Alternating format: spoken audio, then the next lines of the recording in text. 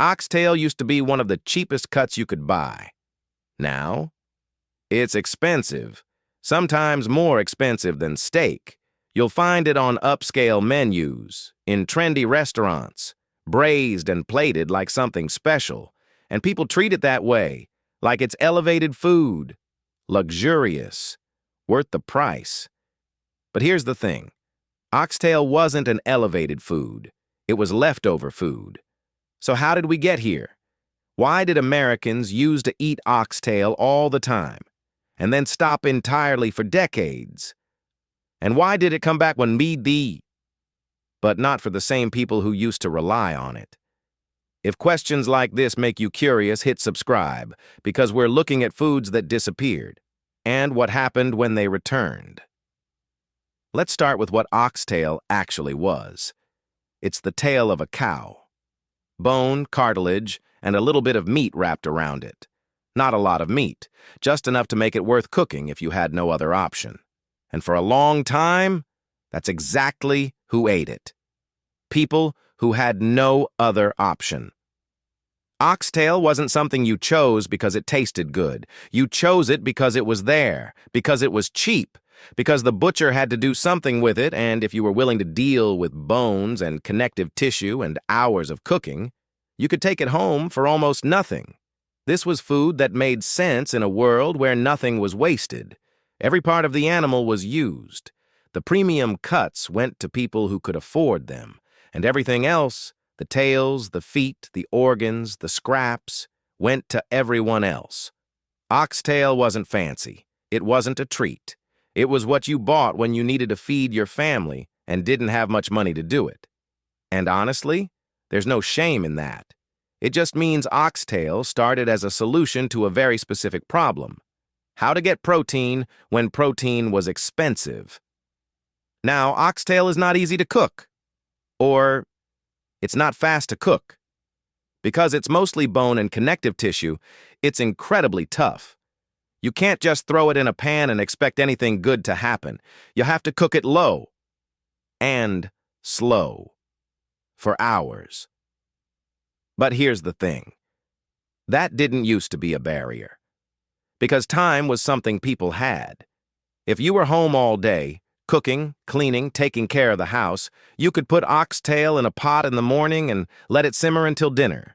You didn't need to watch it. You didn't need to do anything complicated. You just needed to wait. And after enough time, something interesting happened. All that connective tissue broke down. The collagen turned into gelatin. The meat fell off the bone. And what started out tough and almost inedible became tender, rich, deeply flavorful. Oxtail didn't need skill to cook well. It just needed time. And for families who were home anyway, who were managing a household, who had a fire or a stove going all day, that time wasn't a problem. It was just part of how cooking worked. So oxtail fit into that rhythm perfectly. You didn't need to be a great cook. You just needed to be patient. And here's where oxtail fits into a bigger pattern we've been talking about. Because oxtail wasn't really a standalone dish, it belonged to the world of one-pot cooking. You didn't just cook the oxtail by itself, you threw it into a pot with whatever else you had. Potatoes, carrots, onions, beans, maybe some tomatoes if you had them canned. And then you let it all cook together. For hours. The oxtail gave the broth flavor. The vegetables stretched the meal. And by the time it was done, you had something that could feed a whole family. Not just for one night, but sometimes for 2 or 3. This was the same logic as stew, as boiled meat, as all those slow, patient meals we've covered. Oxtail wasn't meant to be the star. It was meant to be part of a system where you used what was cheap, cooked it in one pot, and made it last as long as possible. You didn't plate it fancy. You didn't serve it alone. You ladled it into bowls with everything else that had been simmering alongside it. And that worked, because the goal wasn't to showcase the oxtail. The goal was to feed people. And in that context, oxtail made perfect sense. So, when did oxtail stop making sense? Same reason a lot of these foods stopped making sense. The meat supply changed. By the mid-20th century, beef production had become industrialized, efficient, cheap. You could buy ground beef for less than oxtail used to cost. You could get chicken for almost nothing. Pork chops, steak cuts that were already tender. Suddenly, you didn't need to spend hours coaxing flavor out of bones and cartilage. You could just buy meat that was ready to cook. Meat that didn't require all day. That didn't need to simmer. That you could pan fry, bake, or grill in under an hour. And once that became the norm, oxtail lost its entire advantage. Because the only reason people bought oxtail was that it was cheaper than the good stuff. But when the good stuff got cheap too, there was no reason to bother. Why would you spend all day cooking oxtail when you could buy a roast, throw it in the oven, and have dinner ready in 2 hours? You wouldn't. So oxtail quietly disappeared from most American kitchens. Not because it got worse, but because everything else got easier. And in a world where convenience started to matter more than cost, oxtail just didn't fit anymore. But there's something deeper going on here. And it's not just about meat getting cheaper. It's about time getting more expensive. Think about it. In the early 1900s, if you were cooking for your family, you were probably home all day anyway. You were already managing the house, already tending the fire, already there. So spending 6 hours simmering oxtail? That wasn't really costing you anything, but by the 1950s, 60s, 70s, that started to change.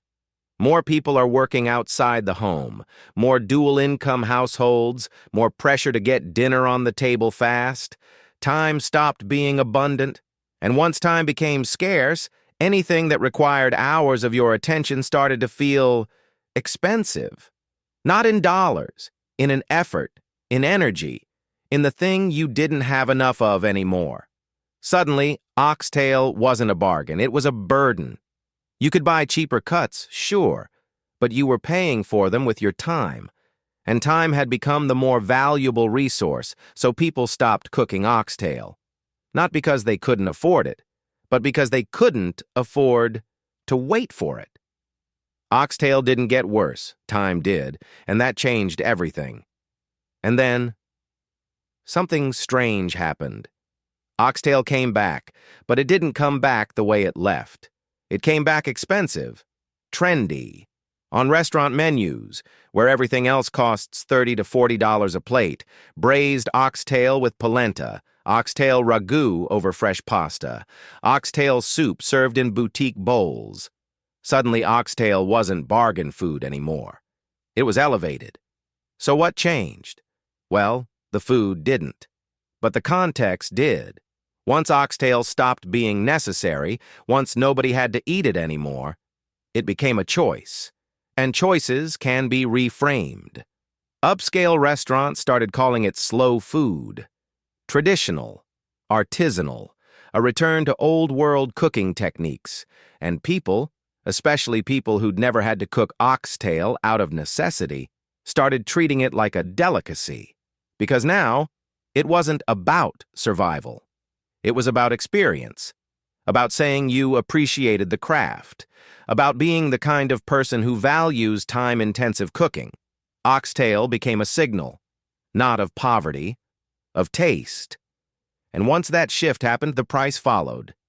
Because when something is no longer food for everyone, it becomes food for people who can afford to choose it. And that's a very different thing. And that's really the paradox at the heart of this story. Oxtail came back because it stopped being necessary. When people had to eat oxtail, when it was the cheap option, the survival option, nobody romanticized it. It was just what you did to get by. But once it became optional, once you could choose whether or not to spend 6 hours cooking something, that choice became meaningful.